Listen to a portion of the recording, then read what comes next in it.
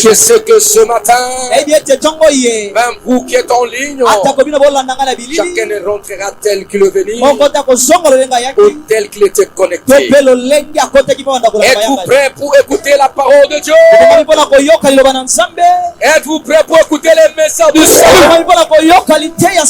J'ai l'honneur et le privilège d'inviter en ce lieu la révérende pasteur généreuse Bikomba.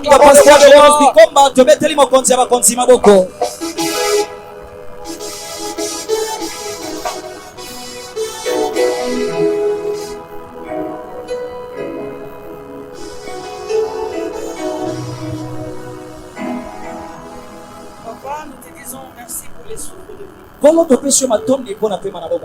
Merci pour la grâce ce matin d'accéder à ces jours.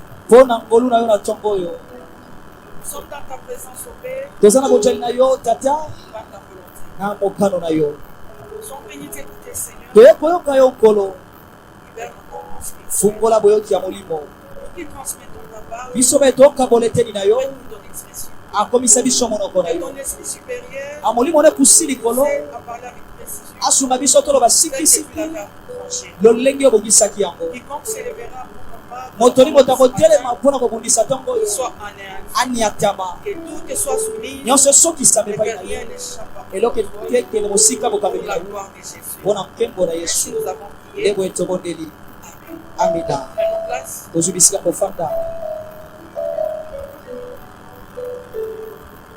Disons remercier notre Dieu pour les mouvements terrestres. Remercier notre Seigneur, lui qui nous protège à chaque fois. Il nous sécurise, nous fait bien, nous fait atteindre des nous a fait grâce de parler de Seigneur. Sincèrement, nous lui disons merci. Disons également grand merci à notre Christ. Lui qui ne cesse de révéler son confiance. Si nous parlons de la parole de Dieu, c'est sur son Dieu. Amen. Nous sommes là ce matin. Et l'Éternel est là, un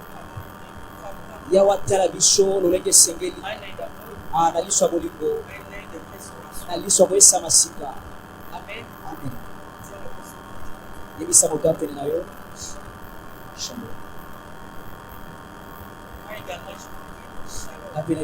Shalom.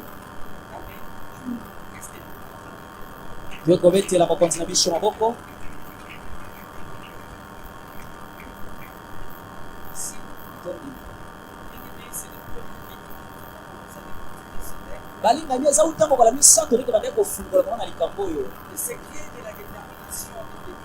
basekele etingia na kati ya mikado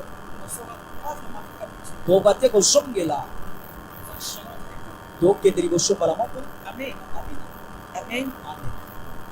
Nous prenons, on reste exposé, nous prenons Exode 1, 22.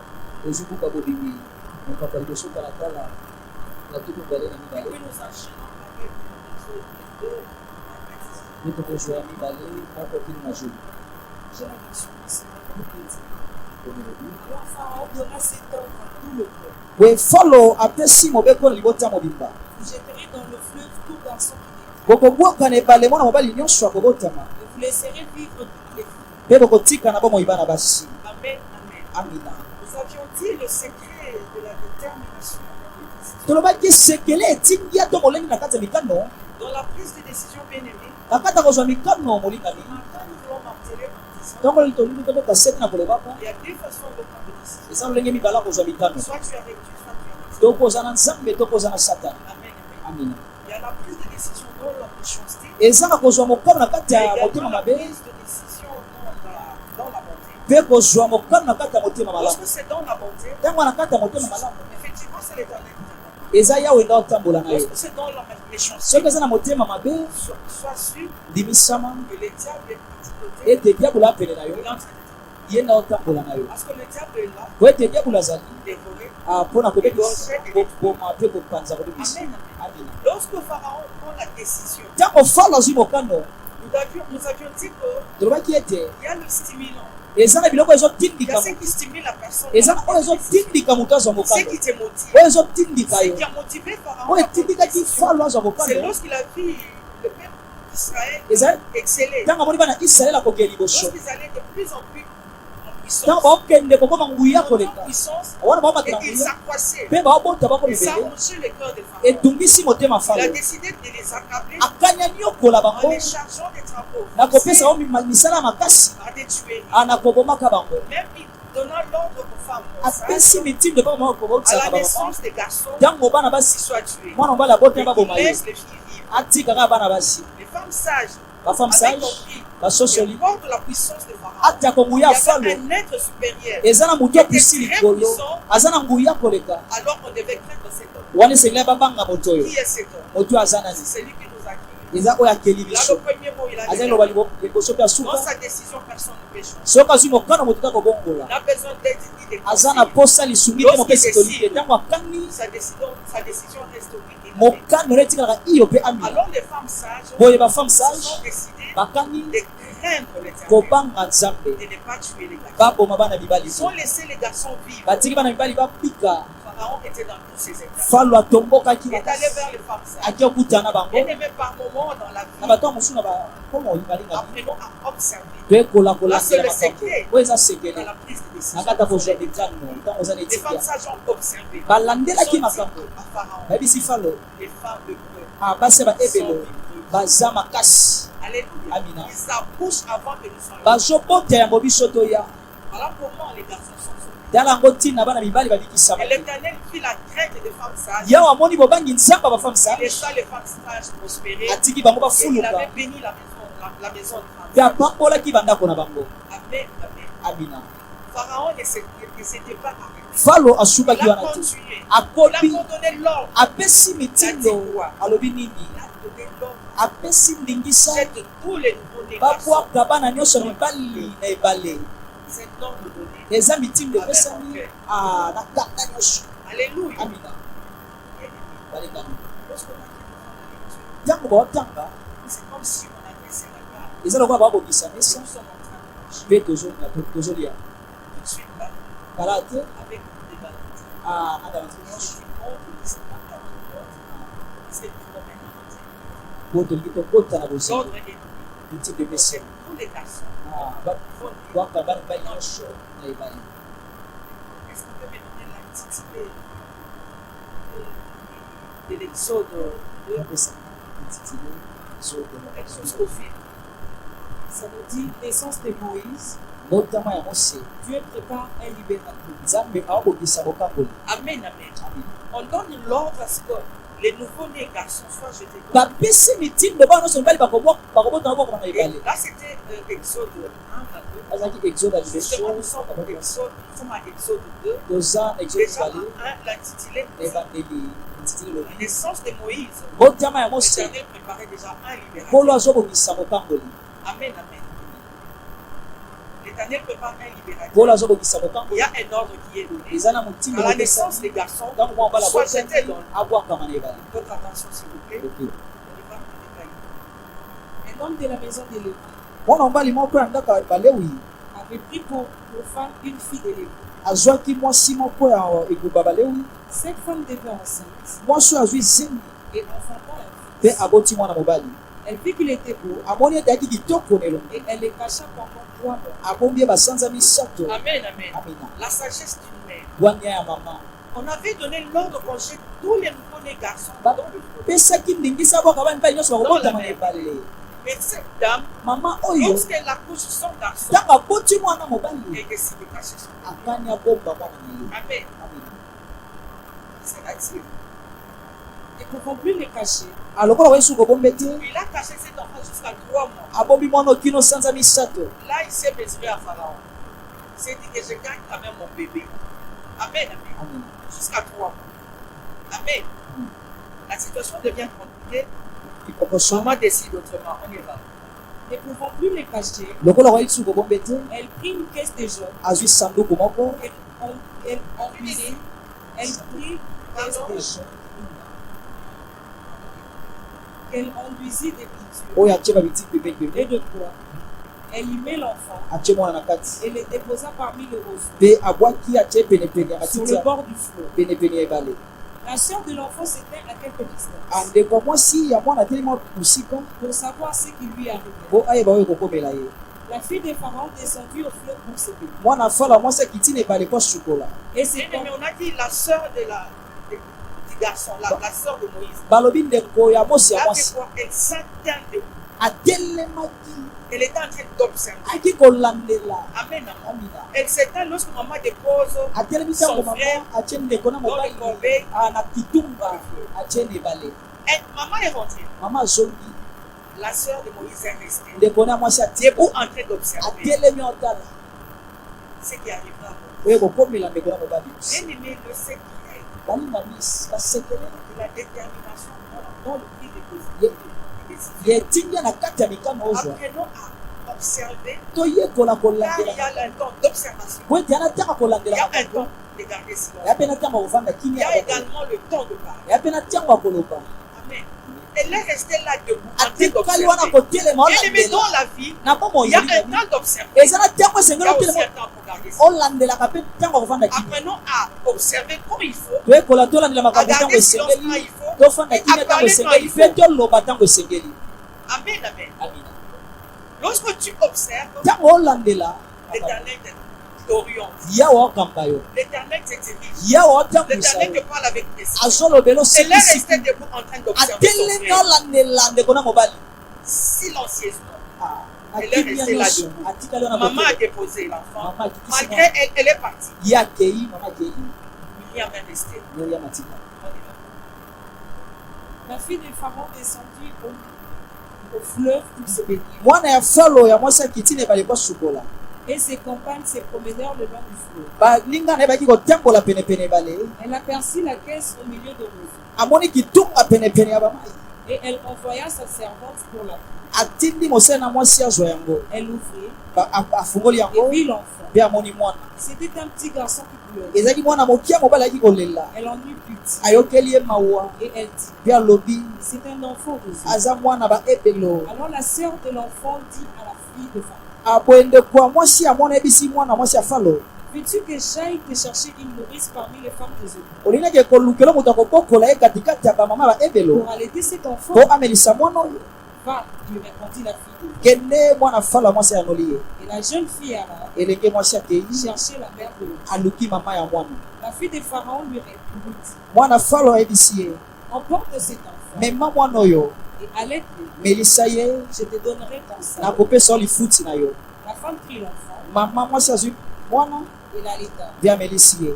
Quand il eut grandi, ntango mwana akoli elle l'emmena à la fille de Pharaon. amemi ye epai ya mwana falo ya mwasi Et il fut pour elle mpe azalaki mpo na ye comme un fils. lokola mwana mobali. Elle lui donna le nom de Moïse. apesi ye nkombo ya mose Car dit-elle, mpo alobi je l'ai retiré de Dieu. nazwaki ye na kati ya mai. Acclamons la parole de l'Éternel. tobetelwa na nzambe maboko. Amen, amen. amina Peuple de Dieu. libota na nzambe. Dans une prise de décision, Na- quand on est déterminé, kati ya kozwa mikano ntango wana etini apprenons à observer correctement. toyekola kolanda makambo ndenge esengeli. Garder silence quand il faut. tofanda kimia na ntango Parler quand esengeli il faut. toloba ntango esengeli. Myriam est restée silencieuse. miriam atikali wana afandi En train kimia d'observer. azolandela. Quand il fallait parler, ntango esengelaki elle a aloba parlé. alobaki. Elle a posé la question atuni à la motuna fille de Pharaon. epai ya mwana falo Veux-tu que j'aille chercher olingi nakende une koluka nourrice parmi les femmes mobokoli hébreux? kati ya bamama baebelo On l'a donné l'accord. bapesi ye Elle est ndingisa. allée chercher la maman du garçon, ake koluka mama botaki mwana mobali la oyo maman de Moïse. mama ya mose. Bien-aimé, quand Cathy, balinga bitango fandi l'Éternel nous sauve.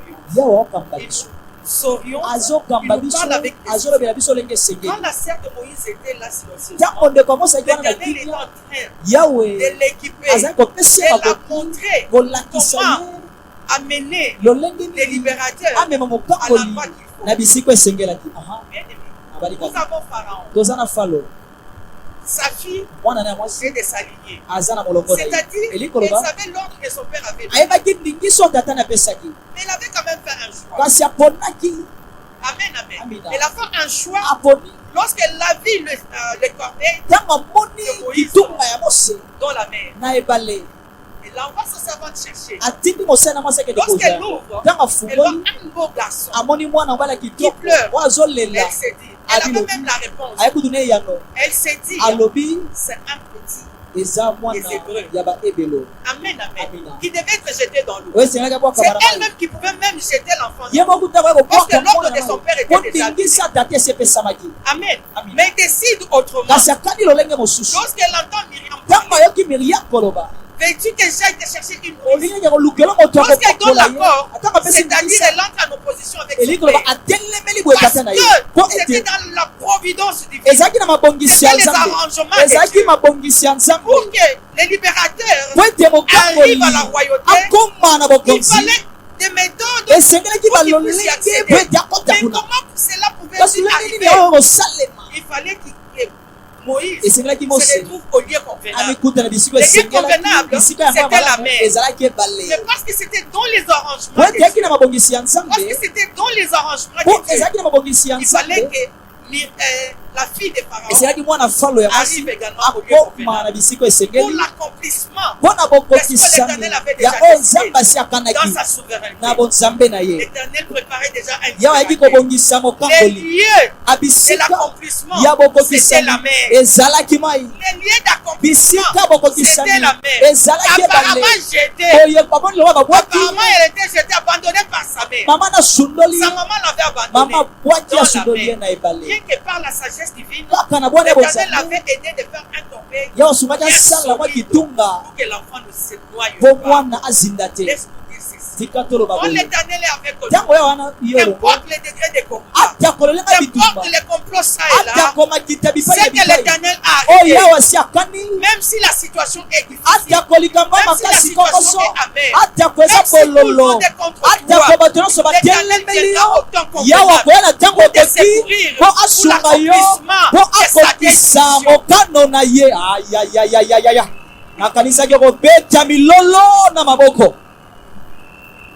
Ngai nazakaka na Jésus, si tu m'enlèves c'est mort. Moi je n'ai que Jésus, si tu m'enlèves c'est mort. La la la la la. Dans ma situation nyonso. Alléluia. Dans ma situation nyonso. Laisse-moi te dire. Si tu as Jésus. Si tu as Jésus. Si tu as Jésus. Au lieu convenable. Si tu as Jésus. Au lieu convenable. Sa décision va te joindre. Sa décision va te suivre. Parce que tu es au lieu du rendez-vous. La mer, c'était le lieu de rencontre. Moïse est la fille de Pharaon. Pour que Moïse arrive à la royauté. Parce que c'était un libérateur que l'Éternel était en train de préparer. Moi aussi, moi également. L'Éternel est en train de préparer quelque chose. Mais apparemment, rien ne marche. Apparemment, rien ne marche. Ce matin, l'Éternel te dit, sois seulement avec Jésus. Sois seulement avec Jésus. Dans tes décisions, sois seulement avec Jésus. Dans tout ce que tu fais, sois seulement avec Jésus. Ibanda Yesu kufa. Sokoza na Yesu. Décision nyonso kozwa. L'Éternel va t'accompagner. Quand il va t'accompagner, la victoire est certaine. Quand l'Éternel est avec toi, même si tout semble être noir, même s'il vient nos marches, même si tu es rejeté de tout, l'Éternel va t'accompagner. L'Éternel va t'accompagner. L'Éternel va t'accompagner. Et nous allons témoigner la grandeur et l'amour de notre Dieu. Dans la providence divine, l'Éternel était en train de préparer Moïse comme libérateur. Mais qui le savait? Personne. Mais il fallait que Myriam observe silencieusement et qu'elle parle autant convenable. Après observer dans le silence, on en parler aussi.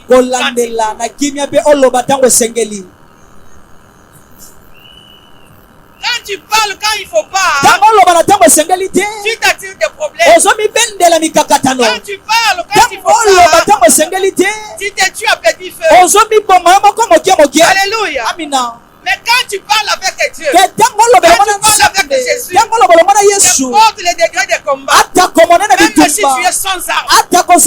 si tu es sans argent, ata kozali même si tu es misolo sans enfant, ata kozali même si tu n'as mwana rien, ata kozali même si eloko tu es te sans mariage, ata kozali même si tu es libala inconsidéré, ata quand tu parles avec Jésus, oloba elongo na Yesu l'Éternel va t'accompagner. ya kotambola na yo La elongo. victoire est certaine. Moi je n'ai que Jésus. Ouais, moi je n'ai que Jésus. Yozana nani? Toi tu as qui? Yo ozana nani? Toi tu as qui? Yo ozana La nani? foi est ministre, nous avons que Jésus. Na frère toaka na Yesu. En dehors de Jésus, rien ne peut marcher. Alibanda na eloko kotambola eza te. Amen, amen. Amina. La maman de Moïse, Mama Mose et on l'avait cherché par sa fille. mwana ne akamusa Quand elle vient pour allaiter Moïse, ntango epabelisa c'est Mose. ça qui a fait l'été. Ah.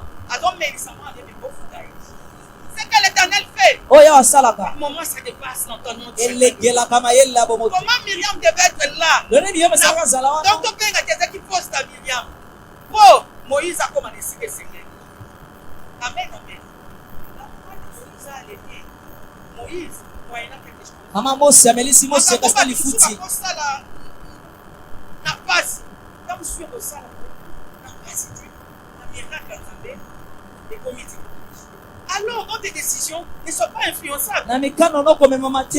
Pharaon veut influencer toute une nation. Fala memaki ekolo mobimba. Pendu. Ababo Penché. babwaka Mais ne. parce que c'était dans la providence Kasi divine, bwaki na kati ya mobongisi ya bonzambe. on va kufa qui? Mais on se réglait pas kufa te. Parce que l'Éternel nous réserve. Wete wabomba biso.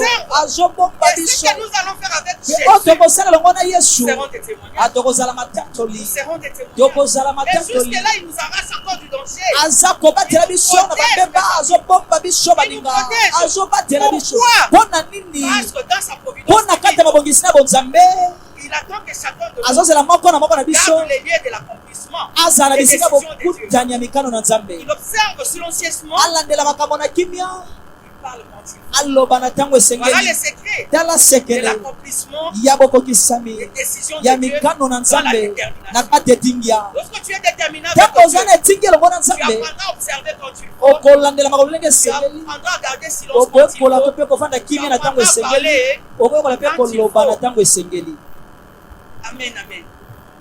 Mais quand tu prends des décisions, ke ntango ozwa mikano tu parles sans Jésus. ozoloba yesu aza te Tu échoues. okakemi Quand tu gardes silence sans ntango Jésus, ofandi kimia tu échoues. na libana Quand na tu yesu observes okakemi sans Jésus, ntango olandela makambo tu échoues. libana na yesu Mais quand okakemi tu observes ke avec ntango Jésus, olandela makambo elongo na tu as yesu la victoire. oza na elonga Quand tu gardes silence avec ntango ofandi Jésus, kimia elongo na yesu tu as la victoire. oza na elonga ndeko quand tu parles avec ntango Jésus, ozoloba elongo na yesu tu as la oza victoire. mpe na elonga Quand tu es au lieu ntango oza na convenable, bisika au lieu esengeli de l'accomplissement, na bisika bokokisami Jésus t'accompagne. yesu atambola na Il yo ouvre un chemin. afungoli nzela Et son sceau. atyendanga na Et ye son sceau. atyendanga na Quelle ye est la différence? abakotisi Bon bokeseli courage ce matin. zwa makasi Tu ntongo voulais ye te comparer à quelqu'un d'autre. olingaki okokisama na Tu moto te disais mosusu Satan. Ah. Je vais être comme un tel. enaza lokola Je songolo ne sais pas ce que tel a traversé. oyebi te oyo songolo Je ne alekisi sais pas la coupe à main. oyebi te mpasi oyo Même alekisi Jésus notre sauveur. ata kwesi Quand mobikisi il na fallait biso qu'il prenne la coupe à main. yango ozalaka Il a dit à yokwama son père, ayebisi tata na que ye cette coupe à main geni oyo ya mpasi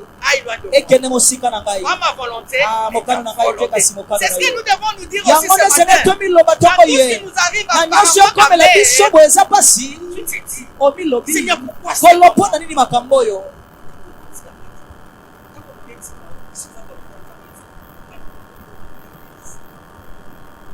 Amen, amen. amina Amen, amen. amina Moi, je n'ai que Jésus. kaka kaka na Hey! yesu Mon message, tu nous prends en Jérémie. Devant. okanga yeremiya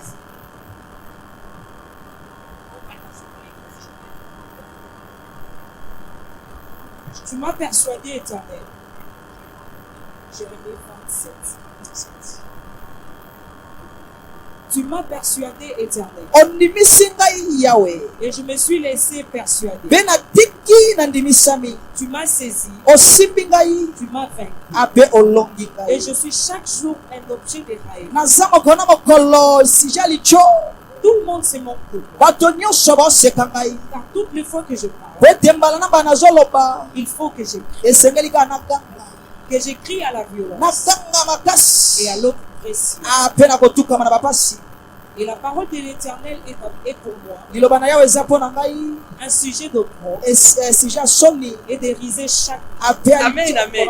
Tu sais que quand tu viens chercher chaque fois l'Éternel et que ta situation tarde, tu as un sujet de moquerie, un sujet de raillerie. Comment tu te dis que j'abandonne la parole de l'Éternel?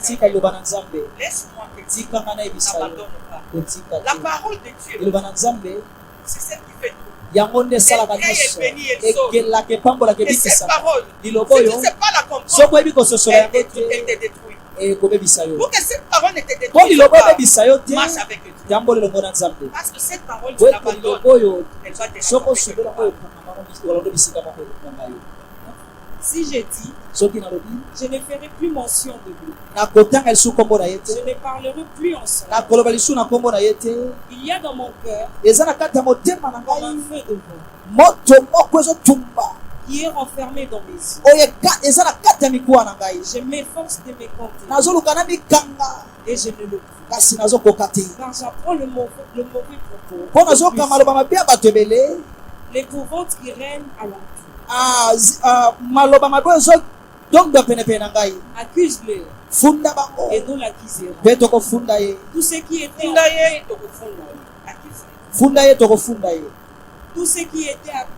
en paix avec moi, observe si je chancelle. Peut-être c'est là.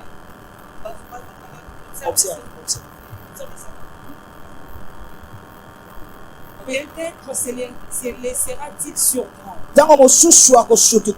Et nous serons maîtres de lui. Nous tirerons vengeance de lui.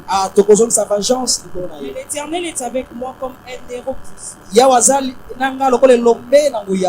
C'est pourquoi mes persécuteurs chancellent et n'auront pas les dessus. Ils seront remplis de confusion pour n'avoir pas réussi. Ce sera une honte éternelle qui ne s'oubliera pas. L'Éternel des armées éprouve le jour. Il pénètre le cœur et le cœur. Je verrai ta vengeance s'exercer. Car c'est à toi que je me car c'est à toi que je confie ma cause. Chantez à l'Éternel. Louez l'Éternel. Car il délivre l'âme de malheureux de la main de méchants.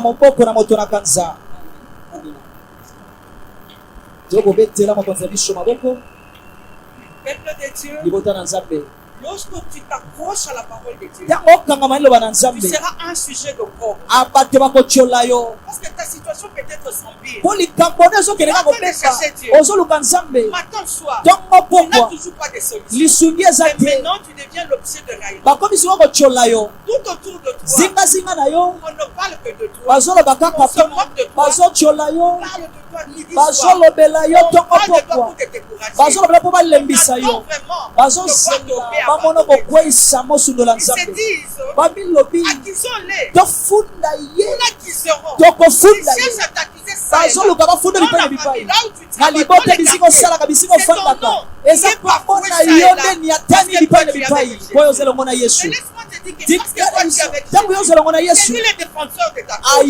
C'est lui qui va te venger. Lorsque tu continues à chercher Dieu, il s'élève, il te cherche, il arrive là où toi tu es. Il s'éteint à tes côtés, il commence à défendre ta cause. À toi, tu ne vas encore rien. Là, on est en train de t'accuser. Oyebi, Ekendaki, les zones, tout ça, les bébés. Abotarate, Abala, Ibale. Oui, là, ce sont des qui sont en train de dire. Apparemment, rien ne marche. Oh, l'Éternel nous éprouve par moment. Il y a par moment l'Éternel nous met devant un fait d'accomplir. Là, tout le monde commence à s'élever. Bien aimé, dans la vie, il y a toujours le haut et les bas. Dans le haut et les bas, tout autour de toi, c'est comme si tu avançais et puis tu recules. Tu avances et puis tu recules. Rien ne marche. Et tu es fatigué. L'Éternel te dit ce matin, prends courage. Il connaît ton cas. Il te connaît mieux. Celui qui défend ta cause. Et lorsqu'il s'élève, ce qu'il va faire, ça sera une honte éternelle dans les camps adverses. Ça sera une honte éternelle. Pourquoi? Parce que l'éternel arrache le corps de main de méchant. Oui, ce sont des choses qui arrivent. Un jour viendra. Comment on appelle ce téléphone? Comment on appelle sonner? Pourquoi? Parce que l'éternel a décidé. Tu es au lieu convenable. L'éternel commence à se venger. Il commence à te venger. Lorsqu'il commence à te venger, le temps de Dieu. Le temps de Dieu. Le temps de Dieu.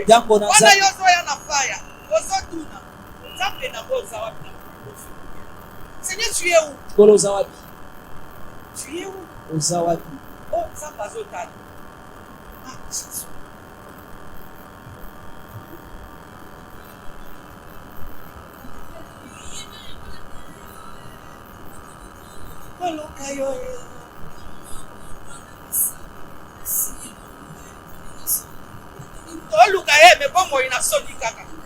Il est celui qui fait chaque bonne chose en son temps. Mais prends courage ce matin. Que l'éternel te donne la force. Il y a assez pleuré. Il y a un temps pour pleurer, il y a également un temps pour pleurer. Le temps pour l'éternel se venge, c'est maintenant. C'est aujourd'hui. Hey.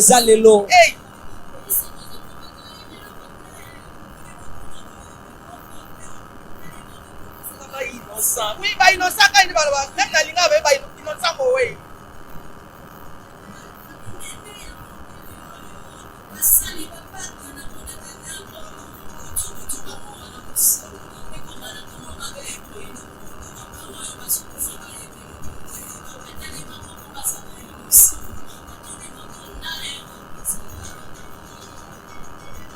Sambazawa Gazawa.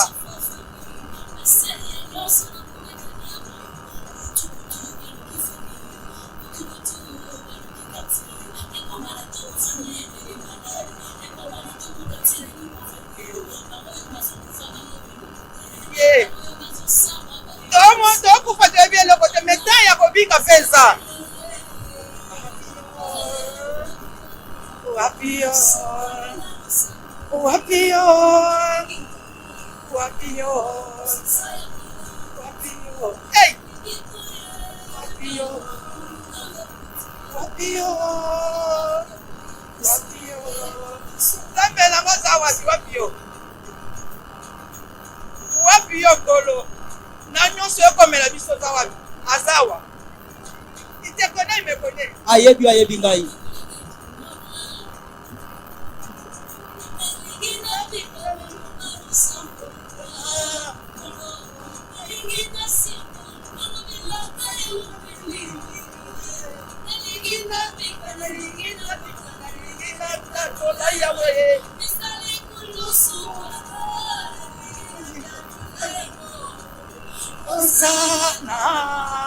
Osana telema. Ana. Osana telema. Yesu telema.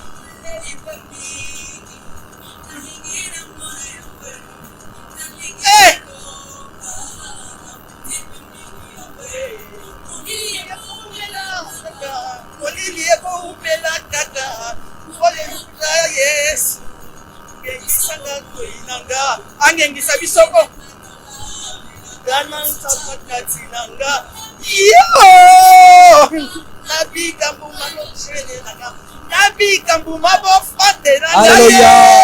Oh Jésus, gloire à Dieu.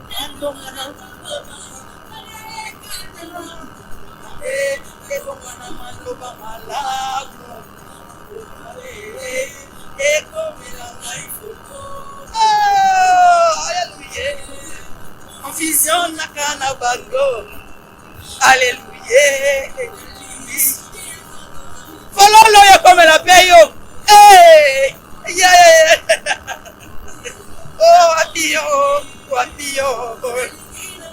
Yo po simba follow.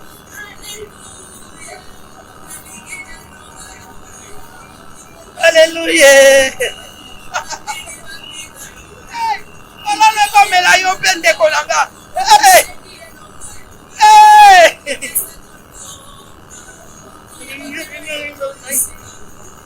Alléluia. Wapio. Oh, wapio. Azawa no? Akota na likambo na oneswa. Azawa pieso yo apesa moko na moko fololo na yeko. Maloba mabe bon ekomela o fololo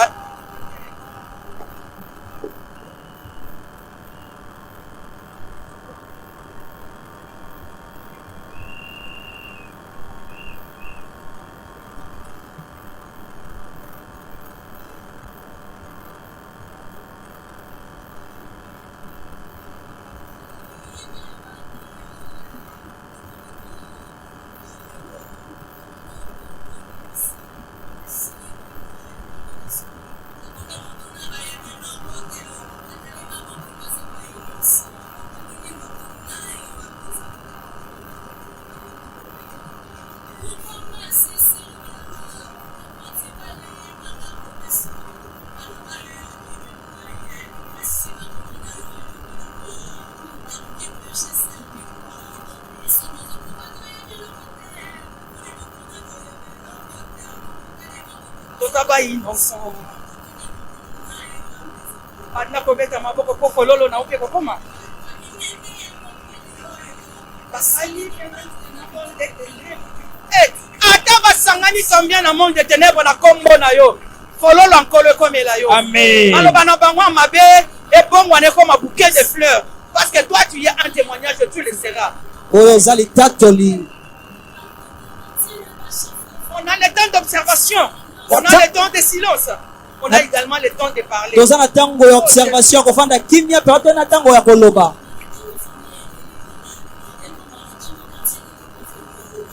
Atoleli pauvreté yesoza.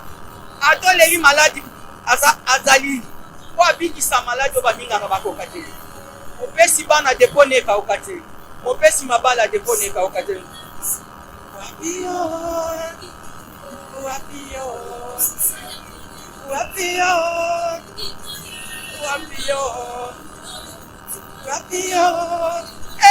Fololo ekomela pe yo atande na simbi yango na moko boye. Ekomela pe yo. Wapio azawa. Jésus.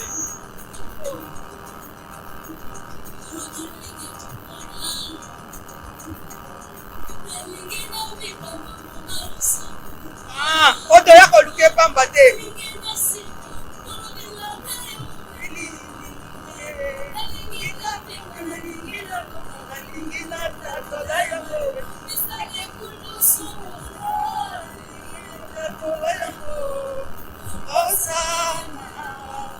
Osana delema. Osana delema. Hey!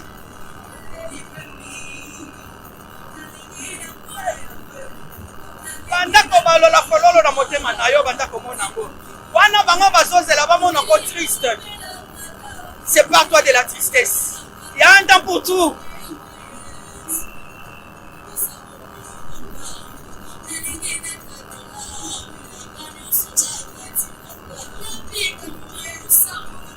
Nabika kuma bashele nanga. Nabika kuma bofonde nanga ye. Nalo gayo. Nalo yamuna. Tana.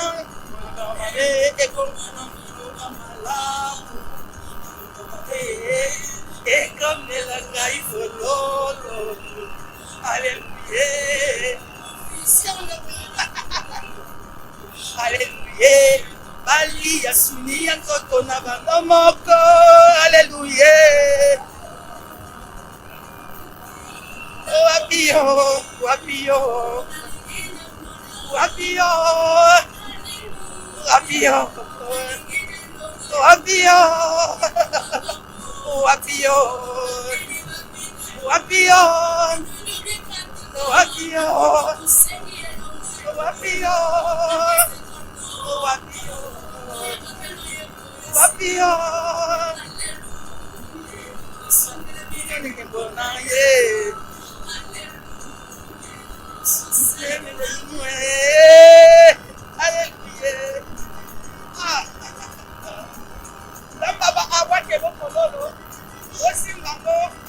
Place pas ces alaks qui m'a écouté. Amen. Ce matin, nous avons appris que le secret de la détermination dans les décisions. Il y a un temps pour observer. Il y a un temps pour garder silence.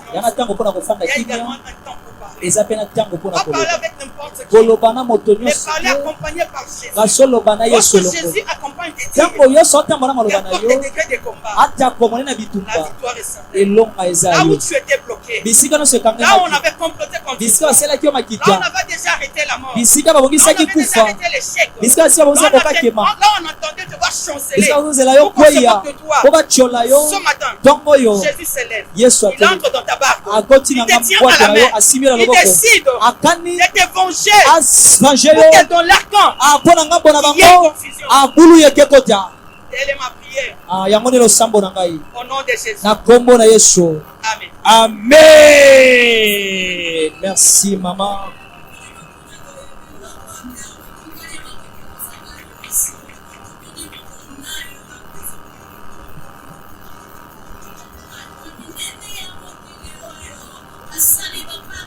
On se met debout, commence à prier maintenant, commence à réagir. Allez, priez. Après avoir écouté la parole de Dieu, après avoir admiré la pensée de Dieu, c'est le temps de parler devant ton Dieu. Parlez à ton Dieu. Après cette parole, produis des fruits dans ta vie maintenant. Priez.